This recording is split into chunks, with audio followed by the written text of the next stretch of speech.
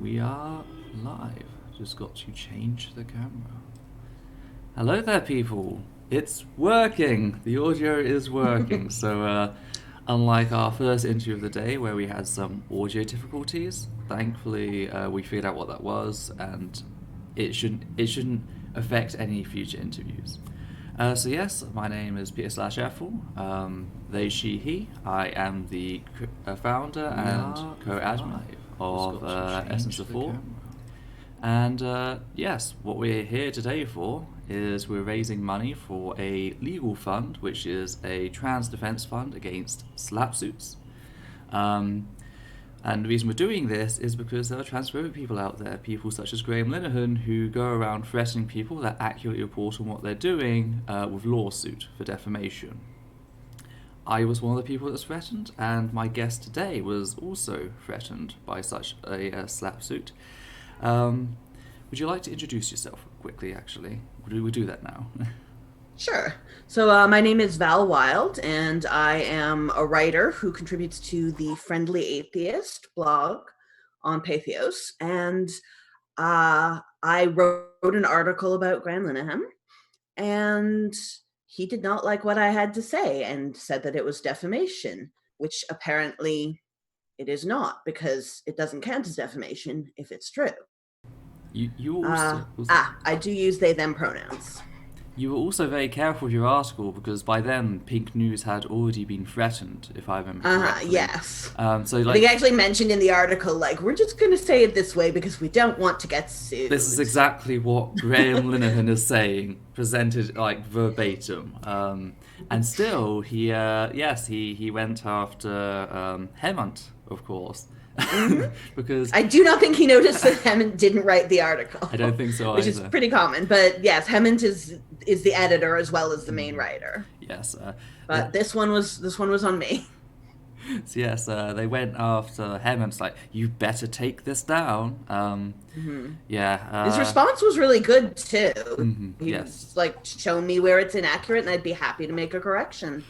But I don't think that's the response Linehan was looking for. No. He never got back to Hemant from what I saw. He did not. I have not heard anything. Yes. Before we continue, I've just got a couple of things I like to do. Sure. 7 hours ago, we received a $5 donation from BeepQ. Thank you for your donation. And then 38 minutes ago, Lenos donated $25 to the cause. So again, thank you very much. All of that goes to the legal fund, which any money not used to defend us will go into like a public fund. So yes, everything's up in the air at the moment because, like as I just mentioned, Pink News was one of the first people to bring the issue to everyone's attention. First person Graham threatened, and then after both Val and I had done our own pieces on it, Pink News removed their article. Do you want to share how you felt when you noticed that? Because I was a little worried by that point. So it actually came to my attention through Hemant sending an email, copying me on an email to legal support, just sort of outlining what our position was, what our options were, whether this was actually a SLAPP suit or if there was something actually to worry about. When I saw that Pink News took down the article, I was honestly a little disappointed more than anything. Yeah. Because I really had hoped they would stand by that. They didn't say anything that was particularly untrue or unfair, in my opinion.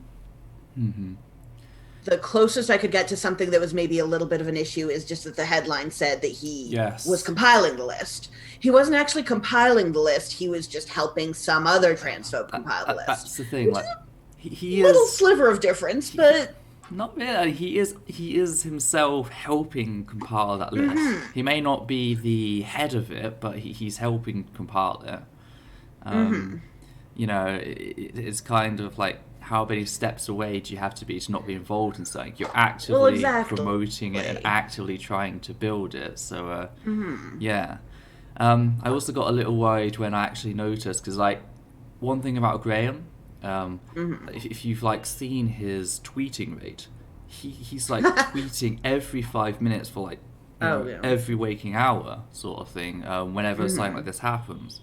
There was one point where he stops doing that and he locks down his account, which was like, okay, is he getting advice from like legal people to like lock down account whilst everything is processed?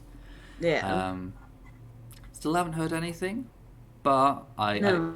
I just wanted to at least start a legal fund so we have some money to burn through as we reacted to anything else. And it's, again, if we don't end up using it, if he doesn't bother with us, if he goes for someone such as Val or anyone else that he's been threatening, we've also got Katie Montgomery coming on later, another person that Graham threatened. We can then send the money across. So yes, it will be available to any being threatened by Graham Linehan, pretty much. Oh, we got a little fan club here. Yeah. People threatened by Graham Linehan. People threatened by Graham Linehan. We got a badge now. We can put it in our Twitter bios. Nice. So yes, I believe we actually have two topics of discussion today.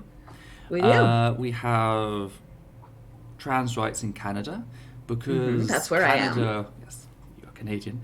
Trans rights in a Canadian perspective was sort of pushed into focus with a certain lobster-loving psychologist with a bill, C-16, and the whole world suddenly turned its gaze towards Canada to see what was going to happen.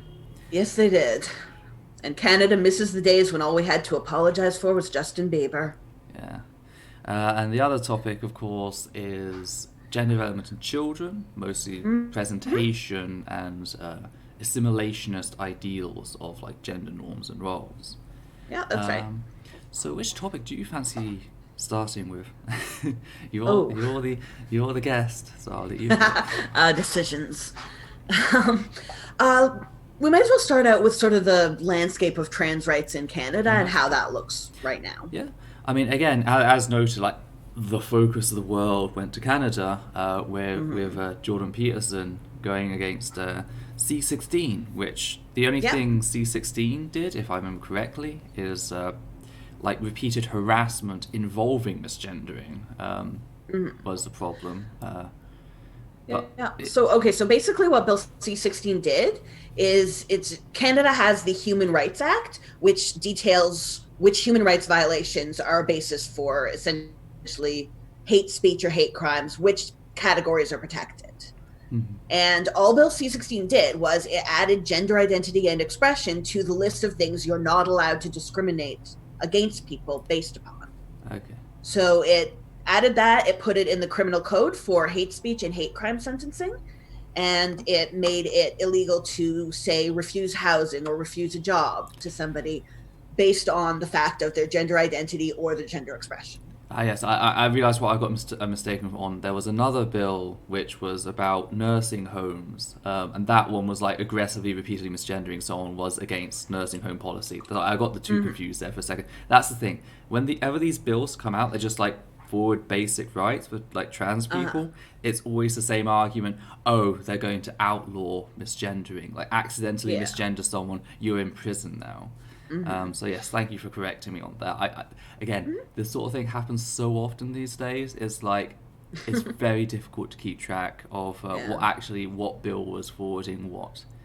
And especially from different countries have different things going on.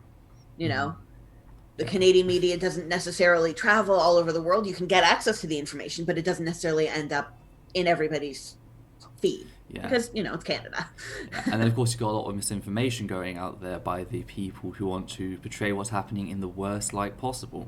Oh, well, yeah, absolutely. As someone like Jordan Peterson shows us, there's big money to be made by putting this out there. Yes. In 2016, when they were working on the bill, he got caught up in the controversy, and apparently his Patreon funding, there's not a word for it. It 14-fold exponentially expanded because people wanted to hear what he had to say. They wanted to be justified. And that is the thing. It's all about justification. It's about feeding that prejudice. Your hatred isn't irrational. It isn't unfounded. You're fine for doing this. In fact, you're not just fine. You're fighting for truth and justice and liberty and all that sort of nonsense. So Yeah. Which is a thing that Linehan has oh yeah, really gone like double down on. yes. I Comparing himself to like fighting against the Nazis. I assume you saw the Ugh. Newsnight interview then. Yes, that was Oh, incredible. it was, Not in a good way. no, no, Wow. it wasn't. Oh, It took me 40 minutes to go through the 7 minutes of what he I said. know, a Like 7 minute interview. 7 minute interview, Yes. 40 minutes of correction time, and like I'm like cutting Uh-huh. so much out as well. Like there's so Oh, much there's of so much to say. like just like the language he uses. I just had to ignore all of like the linguistic flares he was using, Yeah. and just like Hmm. focus on just like the factual statements. Okay, he's talking about Tavistock. 35 people left over 3 years. They have an employee number or more than Hmm. 500, so that's like 3% turnover each year. Yeah. Well, that Um, really stood out to me because I used to work as an early childhood educator. And one of the things that we learned in early childhood education in the sort of the studying for that field is that the burnout rate for early childhood educators within the first 5 years is 50%. yeah. So apparently, by the logic, by Graham's logic, we should be banning daycares. Like nurses is one that I brought up because like nurses in the Mm, NHS is 10% annually turnover, and it wasn't yeah. even 10% over the 3 years for Tavistock. It's like, if Mm, anything, it's better than elsewhere. yeah. Another thing is like they're going on the basis that one or two of the people spoke out, and like Mm, they rejected the way that the science was going, uh-huh. and then they just like they extrapolate that in this very like Hmm. Nixon-esque move of the silent majority sort of thing. Like Yeah. they didn't state their reasons. Therefore, I'm just going to assert my own moral principles as the reason they Hmm. left. Not Yes. once do they consider the facts that, as some of the people have like rejected the scientific consensus on trans people, others have come out and stated that the abuse they've been receiving from people like Graham and his supporters is the reason they decided, you know what, I don't have the energy, I don't have the spoons to deal with this sort of Hmm. thing. Yeah, it's a Um, self-fulfilling prophecy mhm. where they say, they force people out, they bully people, and then say, well, people are leaving because this is wrong. Well, no, they're leaving because you're a bully and you're Yeah. abusing them. And it reminds me of the self-fulfilling prophecy of same-gender relationships and STIs. Because like Mm, people like there is a higher rate of STIs in LGBT plus couples, mostly between two people with phalluses. mm, There's the reason for that is actually very simple. When you abuse a marginalized demographic, they sometimes lack home support, unlike people who are mm, ethnic minority who very often have home support. right? When you do all of that, it increases risk behavior. It decreases the ability to have a stable relationship because you're constantly being abused with who you're with. Hmm. And that's what results in this. They are the problem, but they Yes, use it to justify the abuse. It's like an endless cycle mm. of, yeah, When they do it to trans people too, with the yeah, suicide rate and the detransition rate, it's like, well, the hmm problem here isn't that being trans is inherently bad somehow. yeah, The problem is you make it miserable, and people who would have been happily trans aren't able to do that because you're being a jerk about it. So they find a way out because it's not tenable for them I, to live this way. e- But the e- problem isn't that they're trans. The problem is that you're a dick. yeah. Every time like the detransition stuff comes up, it's just like actually go read what most of the people say. Like, yeah, there Mm, are a few people like you can name them on your hand, sort of thing, like Walt Heyer, who actively comes out and states like I was never trans. When you look mm, at the majority of detransitioners, it was a case of I had high expectations of the surgery, mm, uh, or they say that it didn't fix like how other people treated me. That's mm. like the most common one, is that it didn't fix how other people treated me. I Yeah. thought transitioning would lead to people respecting me and my gender. In Mm, fact, it made it so I can't pass as my assigned gender anymore. It's just like, yeah. effeminate or masculine. They now know I'm trans, like sort of thing, and it increased the abuse for me. Yeah. So it is Which again it's would not be a problem. The problem is that people are being abusive. yeah That's the problem, right? um, Like, yeah. We have a super chat from Vic Nelson. GL and Mumsnet equals their abuse is abhorrent. Adding to the fund what I can. Thank you very much for your donation. It is much appreciated, Rick. That's wonderful. It is. Thank you. And I got the noise. Suddenly the thing pops up. But bringing it back around to Canada, it's sort of after Jordan Peterson, it all sort of sunk back after that. That's one thing. I haven't heard much about Canada since then. Like, what's the situation been on the ground, as it were? Okay. So I don't know if you've heard the latest on Jordan Peterson. I've heard about Jordan Peterson and his self-help not exactly working for him. Self-help was not helpful. No. It turns out professionals are professional for a reason, and they actually have a job to do. Also, vegetables are good. Turns out vegetables are good. Vegetables are good. But when it comes to like trans discourse, how much did like Peterson's C16 stuff actually impact inside of Canada? Because like it impacted overseas here in the UK. I know it impacted in the US, but I never got a grasp of like, was it being discussed by most Canadians, or did all Canadians kind of agree that Jordan Peterson doesn't know what he's talking about, so let's just ignore him? It's definitely split. There are certainly Canadians who are aware that Jordan Peterson is a grifter, and that what he's saying is is very flawed and is very untrue. But there are certainly also people who are clinging on or latching on to what he says.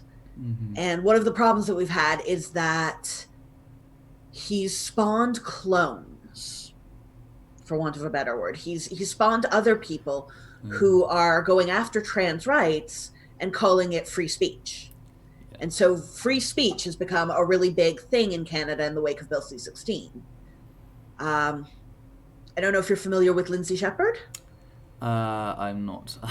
Okay. There's so many like people out there, bigots out there, so I cannot keep tabs on every single one these days. There certainly are a lot of them. Okay. So this is a thing that happened back in 2017, where Lindsay Shepherd was a teacher's assistant in a communications class at Wilfrid Laurier University, which is in Ontario. And she showed students a clip of Peterson on TV Ontario, talking about why he opposes the use of gender-neutral pronouns in the classroom. And the clip was being used to make kind of a larger point that wasn't related to what he was talking about. It was a point about talking about something to do with like media and debates in media. And she went into a meeting with two of her professors who complained about the choice of clip, and compared it to airing a clip of Hitler talking about defending his views on Jewish people.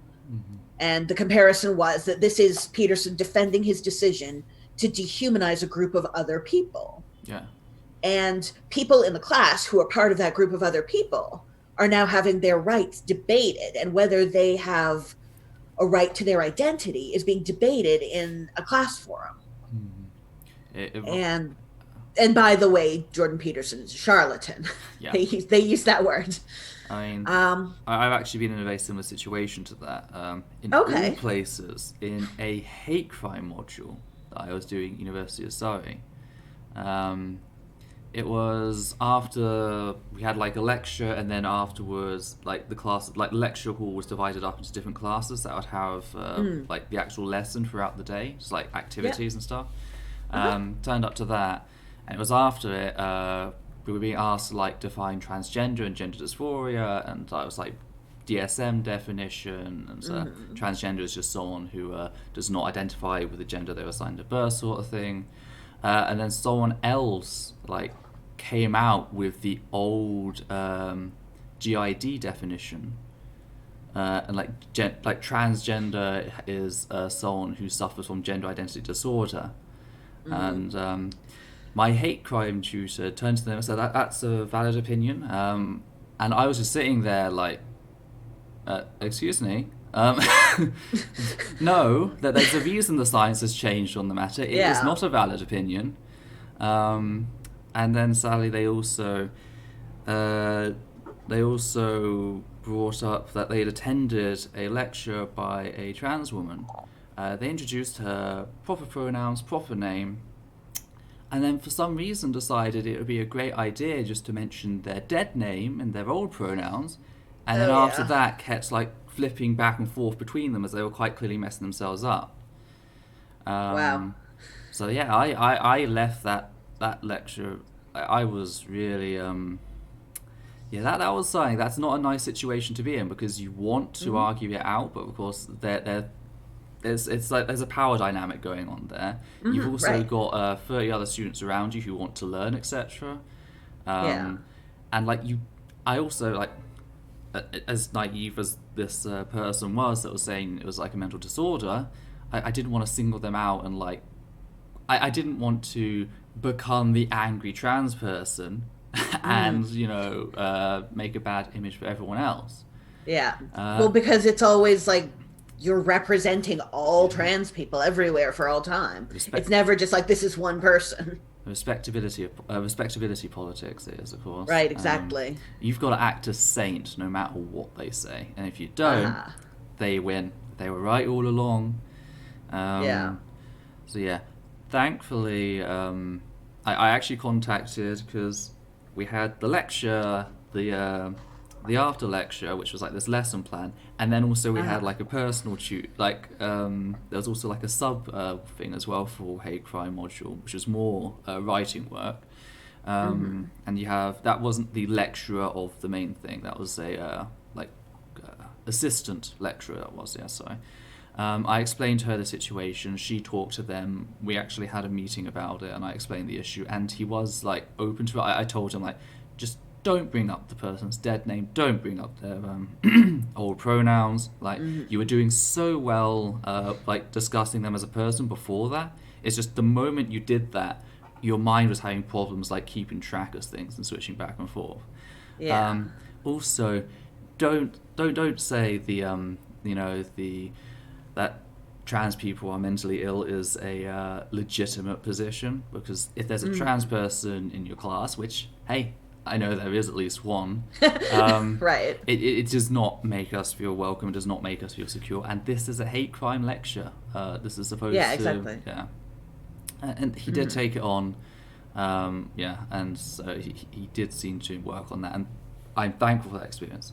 But it could have just gone the other way. I listened to this. It could have just gone the other way. They could have doubled down and talked about, That's what happened in the Shepherd case. She recorded the meeting where her professors spoke to her about what she had done, and she posted it on YouTube, which caused her to become sort of like a face of free speech at the university in Canada, and caused Peterson to sue the university, for Laurier, for defamation.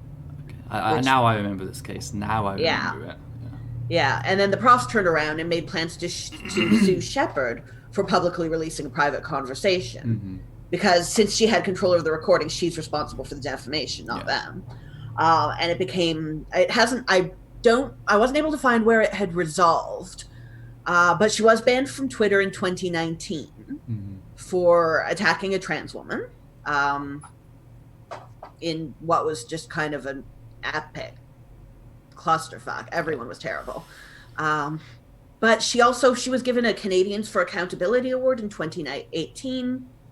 She was able to make a name for herself. We're talking about her right now. Yeah, that's the problem, and that's what they want. They see the attention they're getting.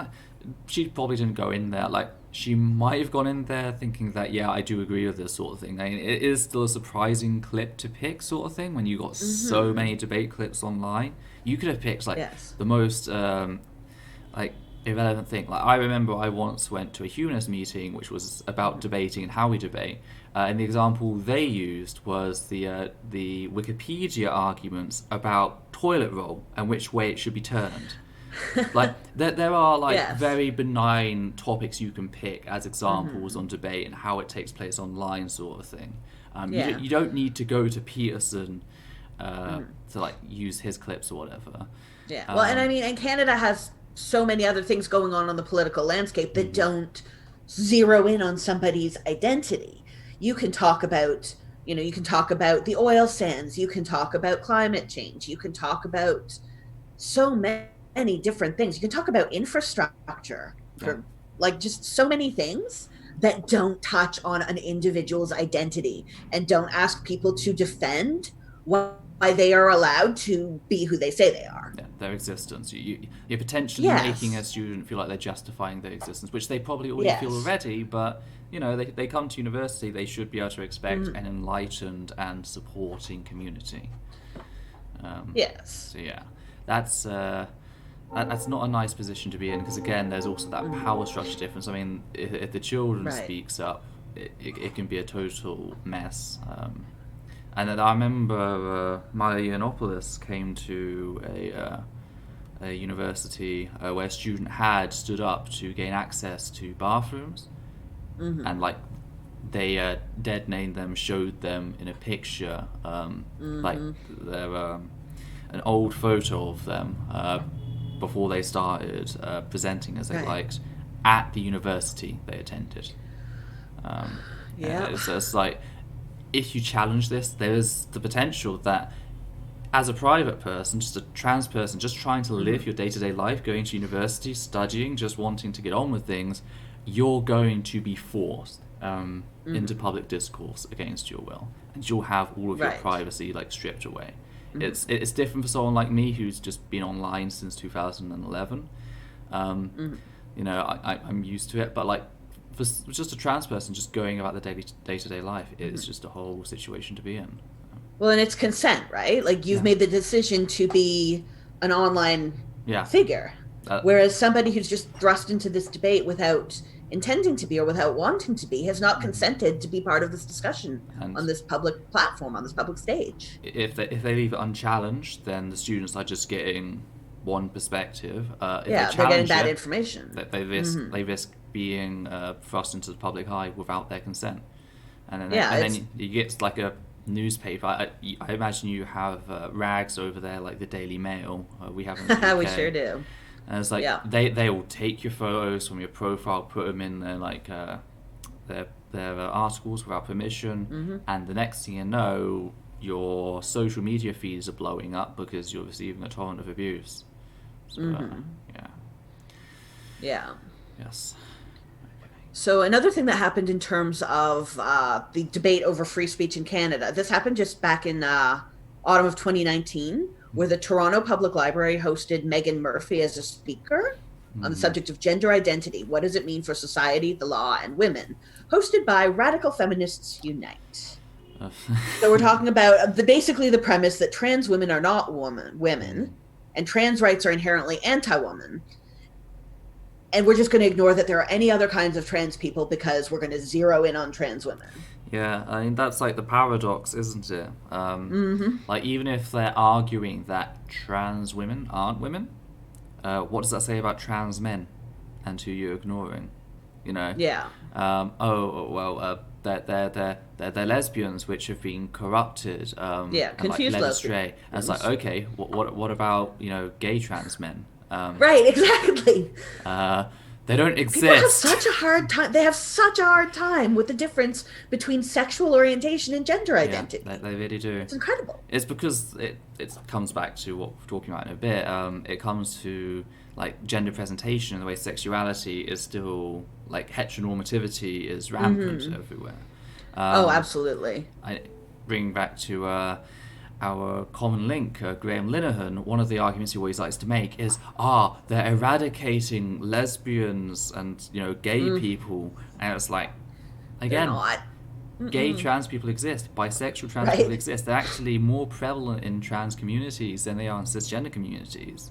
Not necessarily because there are more LGBT people in the trans community, but simply because if you're already out as trans, if you're out about one queer identity, you're more likely to be out about other queer identities that you have. Right, exactly. Yeah.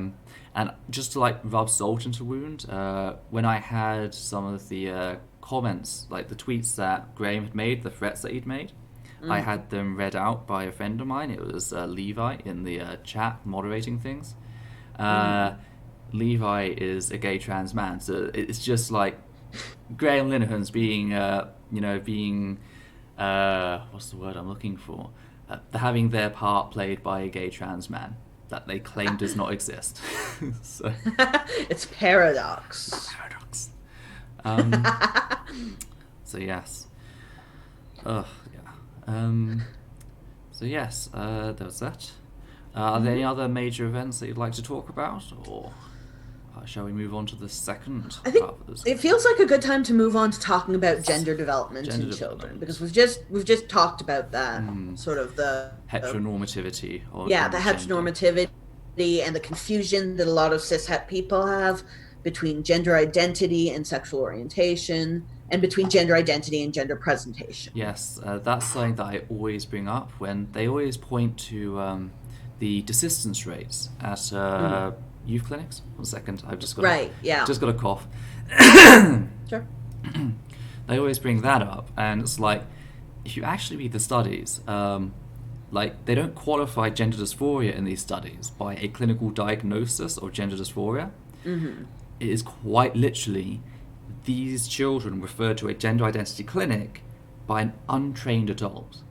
And the professionals helps them, looks at them, went through child-led affirmative care, and the child didn't persist with any sort of support because they didn't need it, because in spite of the way they presented, they weren't transgender, and there was no conspiracy to turn them transgender.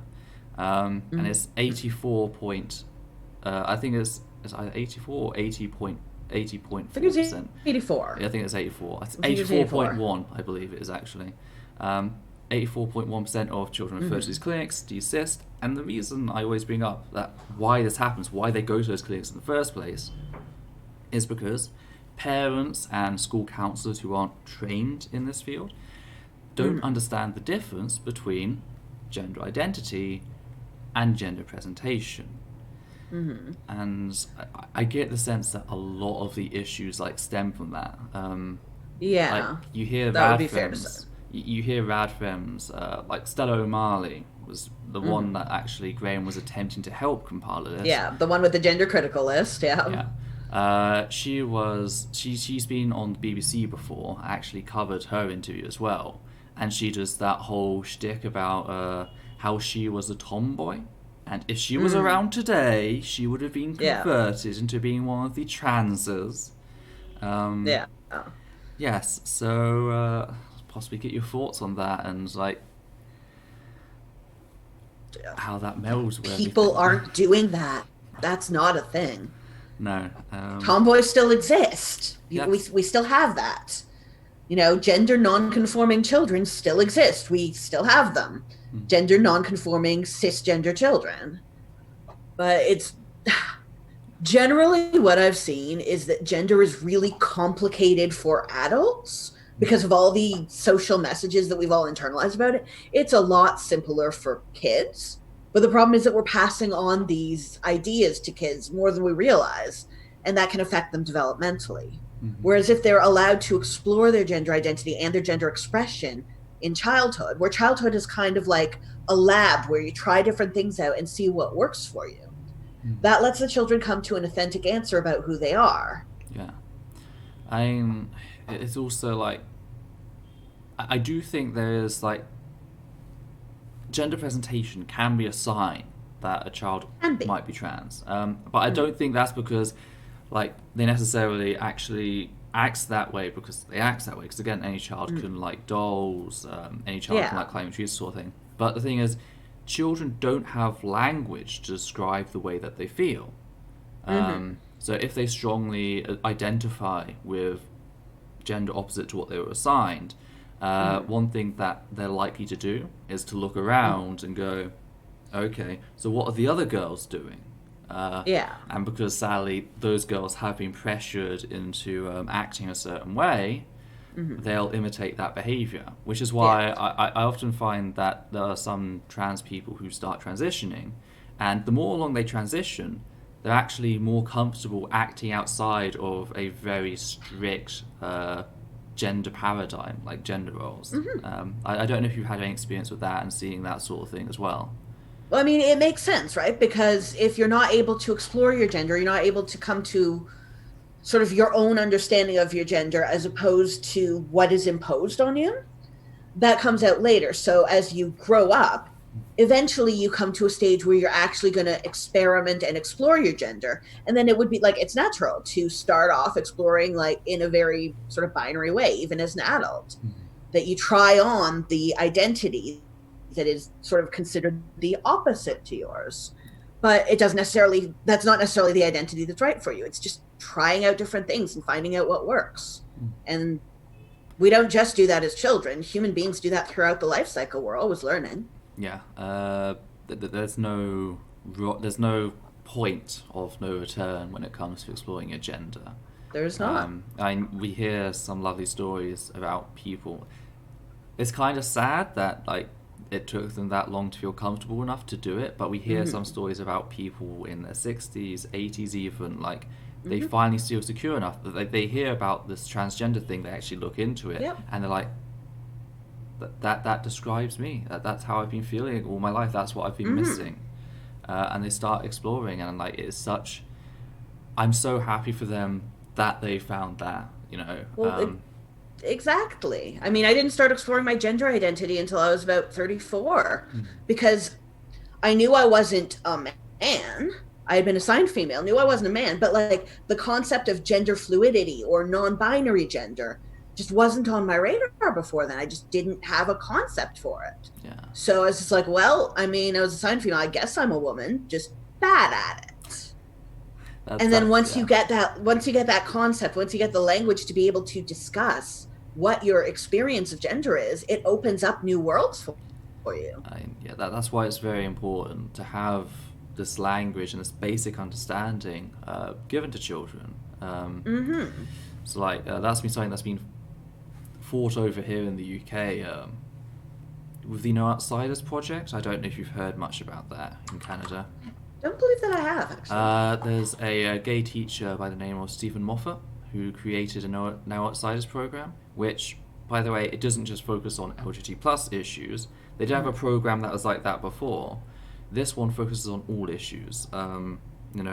It really takes the UK 2010 Equalities Act, takes all the protected categories: disability, ethnicity, religion, gender, being LGBT plus, and it discusses like for children. It's got a series of books, like the children books that are written on these issues, and then it also discusses like individual rights and responsibilities. And some of the sections, for example, discuss the facts that some children have parents that are not biologically theirs. Other children will be raised by grandparents. Some children have parents that are the same gender. Some children may be missing an arm. Some children may be disabled. Here's how he respects them, like their boundaries, etc. And of course, there was also a part about self-identity and the right to self-identity and being trans is in there. Sadly, however, as any time this sort of thing happens, the bigots began to congregate and start protesting what was happening. Like they do. Bigots of all faith. And it became a total mess. And the British government did not stand by the school or Moffat as they really should have. Oh, yes, they should have. However, there is the irony of the fact that this was not mandatory sex and relationship education stuff. This year, this happened all in 2019. This year, trans issues and LGBT issues are becoming mandatory. Every school in the UK. So they were protesting this one school for doing something like ahead of its curve, which again, it was to cover all topics. I mean, following Brexit, really horrific over here. A lot of like brown students were asking him, like from the Middle East and training, and they're asking him, are we going to be like deported and all this?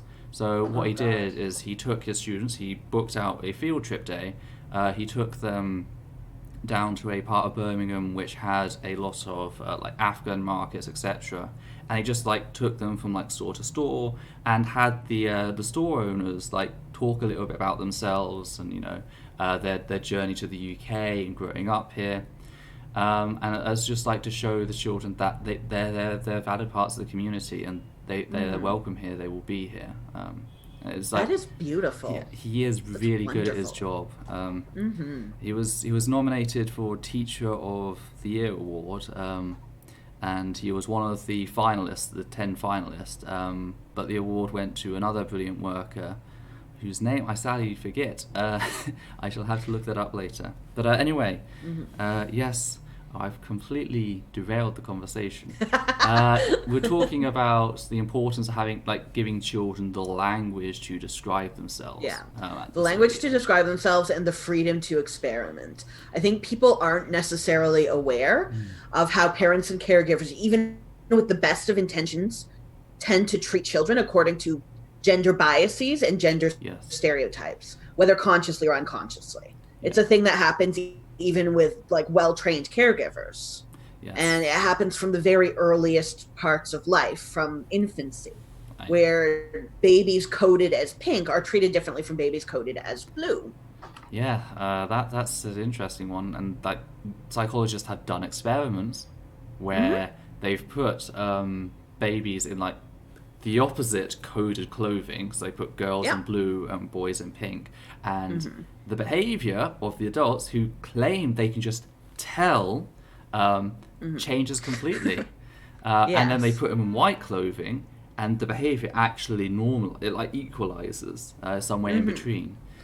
When you gender a baby, when you give the adults cues about what that baby's gender is, they attribute characteristics to that baby. So girl babies dressed in pink, are discouraged from risk-taking in physical activity. So we say that there's a stereotype of girls being naturally more passive. Yeah. But from birth, they are being given the message that if they try to do something that's a risk, it's alarming. And this message of, we don't think you can do it. Whereas boys are treated, they're encouraged to do risk-taking physical activity. But if they become emotional, if they start crying, they're given a message that's less valid. They're given a message of, you're okay, rather than you need and deserve comfort and I'm going to comfort you. Yeah. They're less likely to be offered comfort for their upset emotions. People might be wondering, how was this information conveyed to the baby? They don't understand at the young age. The way it is mostly through the face and the tone of the voice. Well, absolutely. I mean, the thing about babies is they're constantly learning about their world, and they're learning about what to expect and what is safe or not safe, and what the adults around. They're learning about themselves reflected through what the adults around them think about them. Yeah, and that's why if you making faces at a baby to play with them, if you make one that sort of scrunches up and could be construed as being kind of angry, the baby will very often cry, because they think something's bad's happening, is a warning, is a message. So again, if they're approaching to touch something and you make a concerned face, they will pick up on that, and you may not even realize that you're doing this, but they will do that. Yeah. Well, this is why people will say that if you are a parent who is scared of spiders, your child is likely to be scared of spiders, because they will look at you when you're reacting to a spider to see whether this is a threat or not, whether they should worry or not. If they see that you are worried, they pick up the message that this is worrying. Now just turn that around and apply it to gender. It's a survival strategy. It's a survival strategy, exactly. Which has been co-opted to enforce the pink and blue. Which, before people argue that this is just the way things have been done for the longest time, babies never used to be coded by gender. It's a very recent thing. It's post-war consumerism era that sort of this pink and blue crept in. You couldn't afford to have different baby clothes for every child when you had 12 children. It was much more practical. But now, if everything is divided into pink and blue, and you have a pink child and a blue child, you have to buy 2 of everything. Yeah. Because, the blue baby's not going to be able to touch the pink baby things. There's a little bit more acceptance for the pink baby being allowed to touch blue things. But I mean, even in a daycare environment, when I was working in a daycare, there were situations where you have parents who will complain if you put their son in a pink sweater. If they get, if their sweater gets dirty and you change them, you have to make sure that they get a sweater that is sufficiently masculine. But yeah, I've had a bit of a cultural difference here in the fact that like half my family moved to Norway, and over there, gender neutral was a much bigger thing. It wasn't like a planned thing. It just like most toys over there, most clothing like is yellow, green, and brown. Okay. Wooden toys are like a lot more common. Sadly, within the last 10 years, as Americans have like increased their migration there has been what I refer to as the pink creep, which is like there was always a corner of the store when I was growing up. They used to have like a pink section. And it's just got bigger and bigger as the years have gone by. As it's become like more and more popular because they kind of look to America, the US, like for what to do sort of thing. Oddly enough, there is no blue creep, so to say. Everything else is sort of deemed the blue.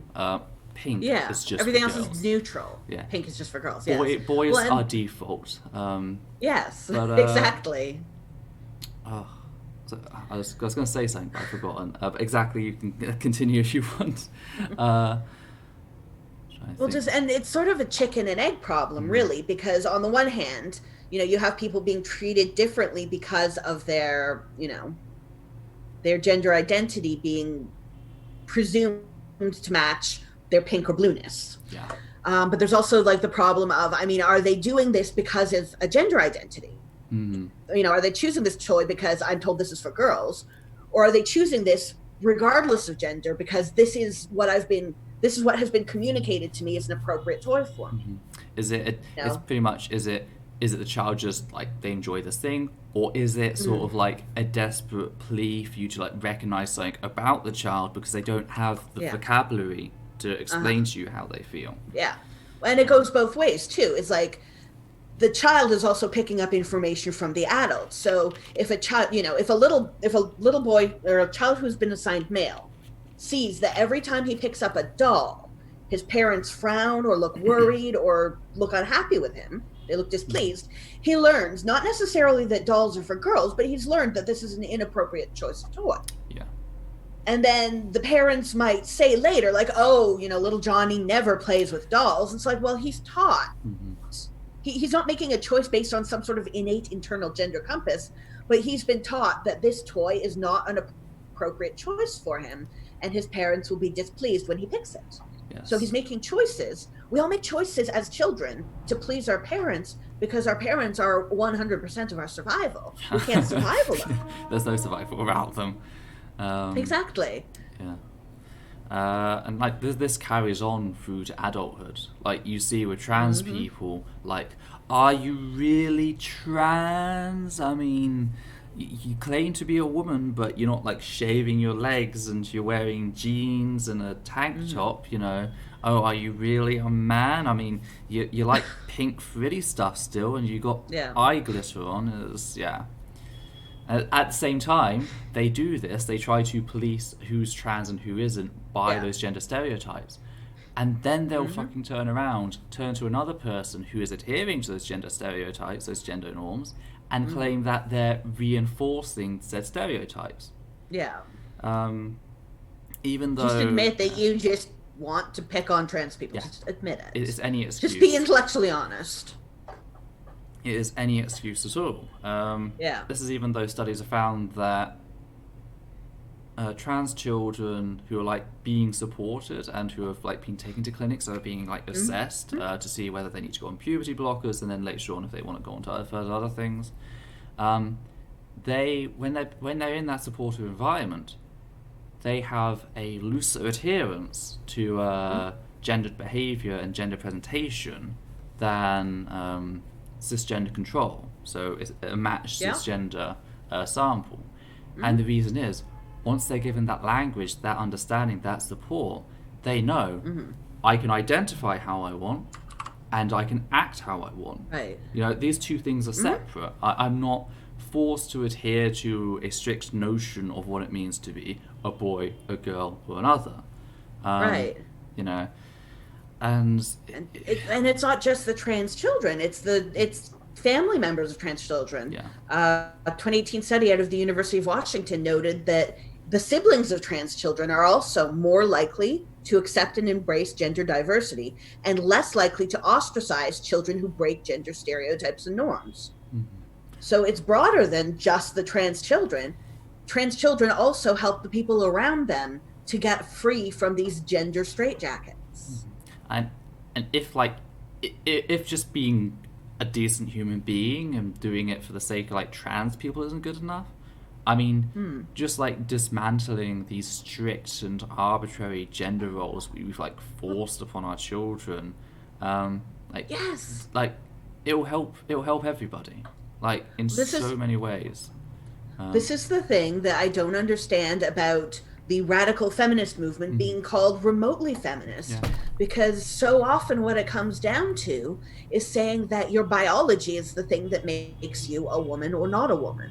And it doesn't, like, that just doesn't, that's exactly what feminism was trying to get away from, is being defined by your biological abilities and limitations and being painted into this little box because there's only one appropriate thing for women to do, and that's make babies. No matter what we fought so hard against this over time, and now they just want to say, yeah, but if you don't have a uterus, you're not a real woman. And it's also no matter what, which even some cis women do not have. Yeah. It's no matter what you do, you'll never be as good as a man. It's like, yeah. I thought the whole idea was to dismantle the power structures in place that disenfranchise women.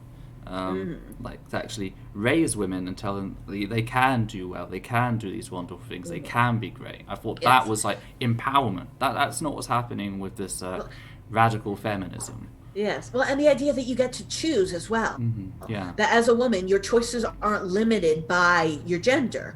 You can choose to have a family. You can choose to kind of go that more traditional path, but you can also choose other paths. You get to decide. You get to be in the driver's seat for your own life. That's what it's about. So I look at the radical feminism movement, and I don't see anything radical or feminist about it. It's highly traditional and pretty limiting for women as well as everybody else. And like, that's why they get promoted and funded by groups such as the Heritage Foundation and LifeSite News and all of these groups. LifeSite News, don't get me started. Yeah.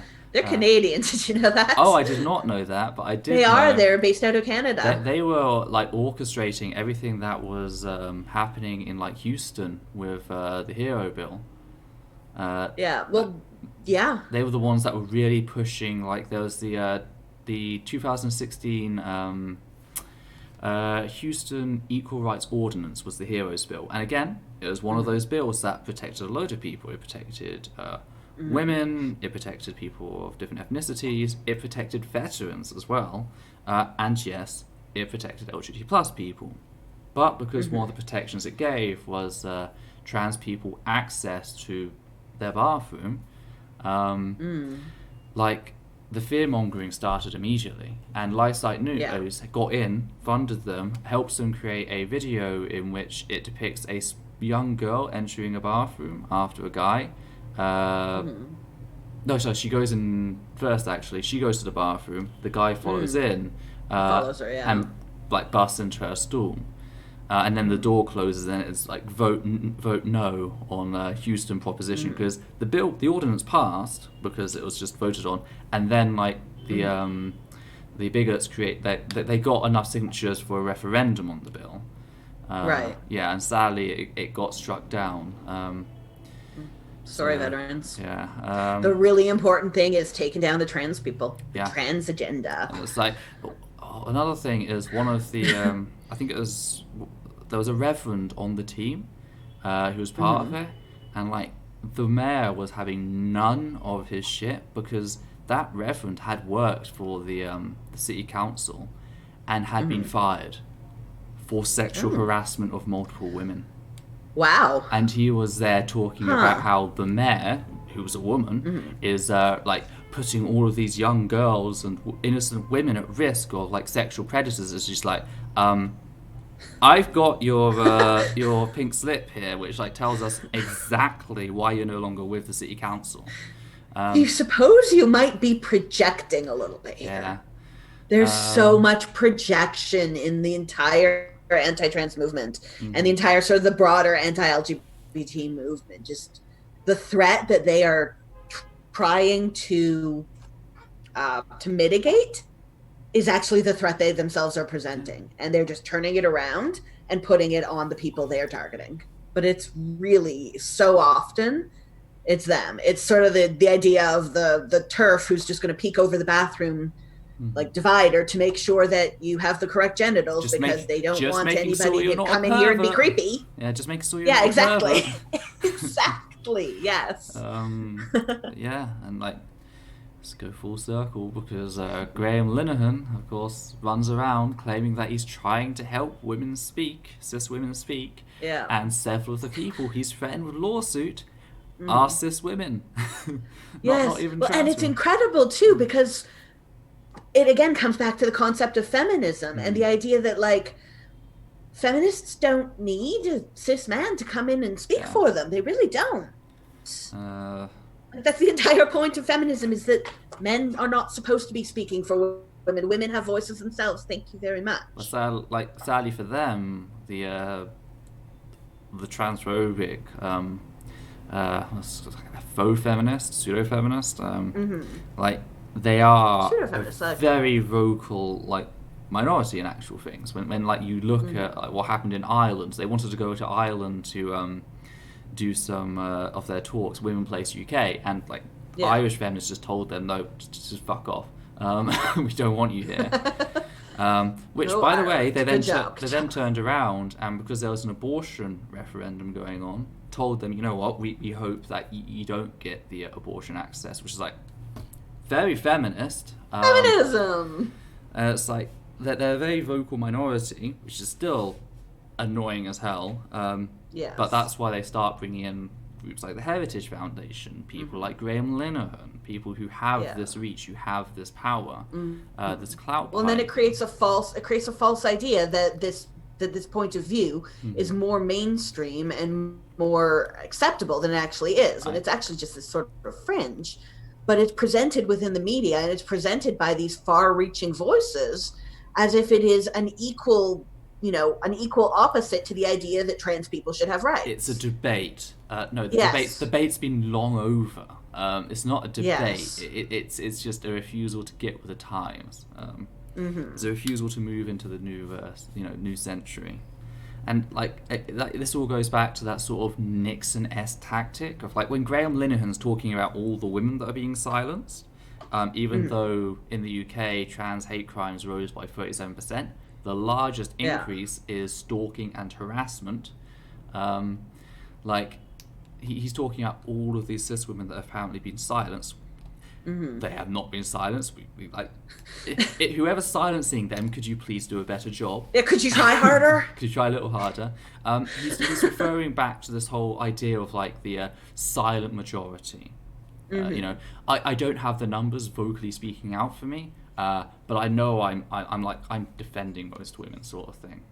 I remember Linda Riley, who's the publisher for Diva magazine, which is Europe's largest lesbian and bisexual magazine, did a poll asking, are you threatened by trans women?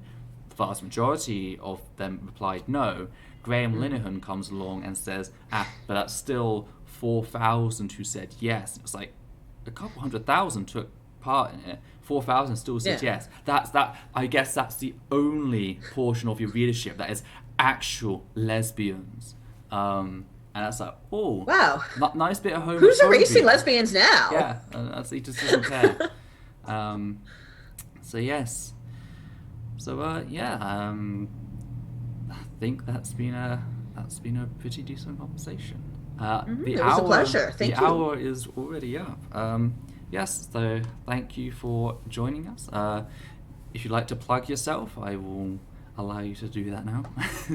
Sure. I mean, you can find me on Twitter. I'm at Val the Bard, all one word. That's also linked at the very top of the description. There's a link to your Twitter there.